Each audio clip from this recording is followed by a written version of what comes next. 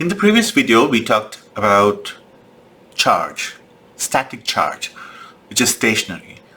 And in this video, we'll talk about a charge that is in motion, so which is flowing or which is dynamic. So that is called the electric current. Electric current is the flow of electrons or flow of charge. And before we talk about electric current, we need to talk about the medium in which it's flowing.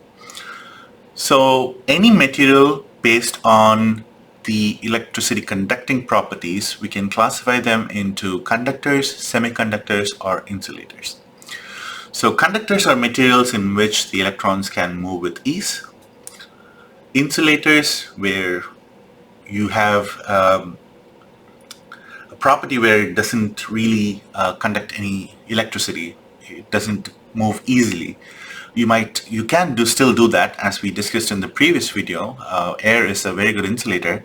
It doesn't conduct electricity so easily, but like if you apply enough potential, there is a way you can force through electrons through the dielectric material or like the insulator material. The interesting thing is there is something in between called semiconductors. So these semiconductors, such as silicon or germanium, has a special characteristics.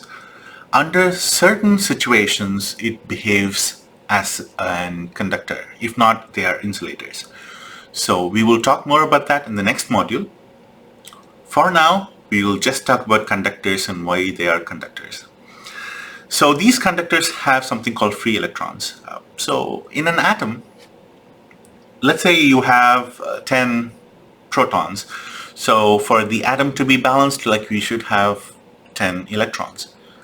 All these electrons are not circling the nucleus in one orbit. So there are different shells. So on the first shell, you will have 2 electrons. On the next shell, you will have 8 electrons, like waste, like 16, 32. You will have like, in different shells, you will have a different number of electrons. If you have 10 electrons, on the first shell you will have 2 electrons, and the second shell you have 8 electrons. So the outermost shell is balanced actually. So you have equal attraction. So it's really hard to pull off those electrons in the outermost shell. It is going to have, because you have 10 protons, that will have like a greater attraction affinity towards the electrons in the outermost shell. So at this point of time, like that will behave like more of an insulator. Let's see what happens if you have just 3 electrons or 3 protons. So 3 protons in the nucleus, and you have 3 electrons. So on the first shell you will have 2 electrons, as in here, like you will have 2 electrons. On the second shell you can have up to 8 electrons, but like we just have 3 protons, so 3 electrons. So just 1 electron will be on the second shell. So this electron will be loosely bound to the nucleus. So it's like, say, you have a very less attraction. So this could be easily removed from the atom. So these electrons are called the valence electron or free electrons. So this is what is important for us. So these electrons could be used for the conduction process. But what happens when you don't apply any electric potential? When you don't connect it to a battery or something like that, what happens is like it randomly jumps. It is moving in random direction. So the current has to flow in one direction to be useful for us. But here it doesn't move in one direction. It is like randomly moving in different directions. So what happens if we apply an electric potential to these conductors? So if we connect the battery to the end of the conductor, the negative terminal will supply electrons and the positive terminal will remove electrons.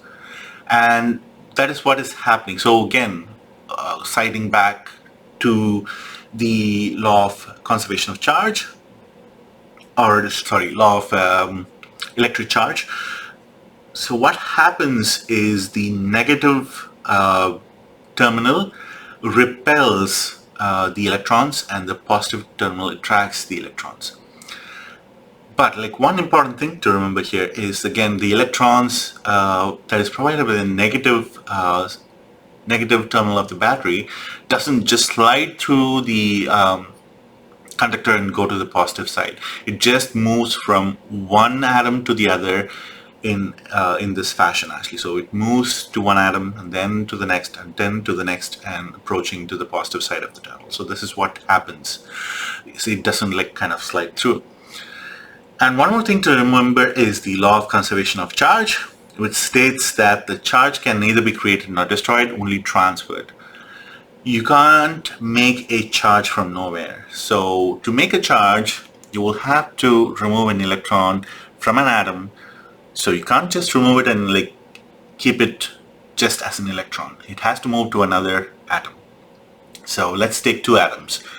They are neutral, but like what you do is like you can just transfer one electron from the atom to the other, and the atom that received the electron becomes a negative charge, and the atom that lost an electron becomes a positive charge. So that's what happens. So that is law of conservation of charge. So now let's talk about electric current.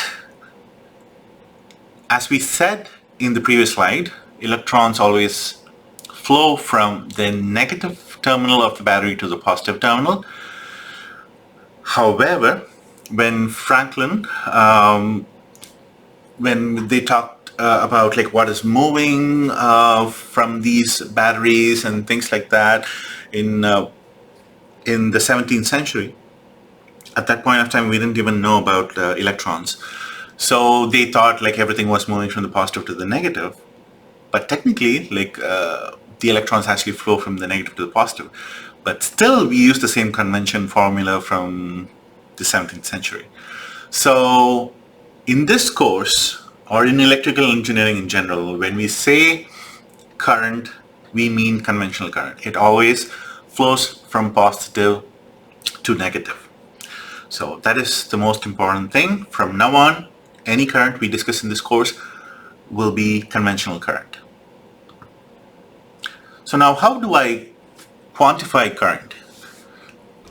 So first let's start with an electric charge. Coulomb is the unit of electric charge. What is 1 coulomb? 1 coulomb is 6.24 times to the 10 power 18 electrons. That's a lot of electrons. So that is 1 coulomb. And when we say 1 ampere, ampere is the unit of electric current. When we say 1 ampere, what that means is like in a cross-sectional area, 1 coulomb of current passes through a cross-section or like through that in 1 second. So that is 1 amperes. So amperes is okay to use in a household circuit. So you might have like say 1 or 2 amperes of current flowing in a lamp or a heater or something like that. But for electronics, what we will be dealing with from next module onwards, like ampere might be a large unit. So we will be using either milliamperes or microamperes. Milliamperes is 1/1000th of a ampere, and 1 millionth of an ampere is a microampere. So we might be using those units. So again, 1 coulomb is 6.24 times 10 power 18 electrons, and 1 ampere is 1 coulomb of charge flowing through a cross section in 1 second. So that's when we say it's 1 ampere of current is flowing. So let's do an example problem here.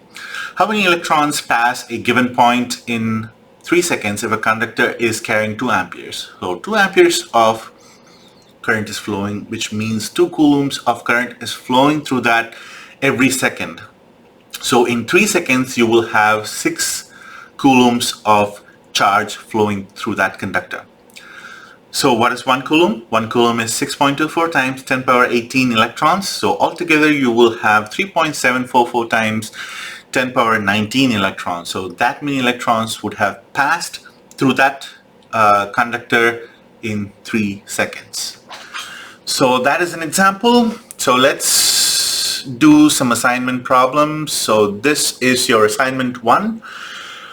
So you can either copy these to a Word document and then like provide your solutions, or you can write them down in a paper, and then like towards the end, like you can scan or take a picture of those, convert that into a PDF and submit it in Brightspace.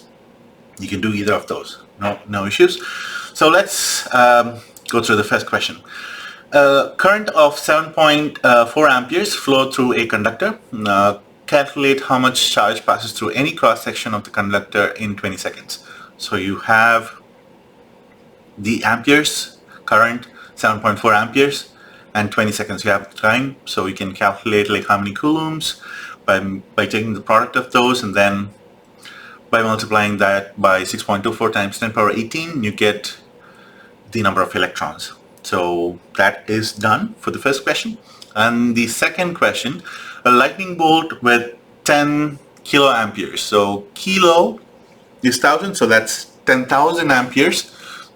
Strikes an object for 15 microseconds. 15 microseconds, again microseconds, 10 power minus 6. And how much charge does it? So it's exactly the same formula. Just apply those. Make sure you consider this kilo and micro. Just subject that, take the product, and then find the number of electrons. So that will be your assignment question 1, assignment 1, question 1, and question 2. In the next subsection, we will talk about electric potential. That is the force that is required to push all these electrons through a conductor.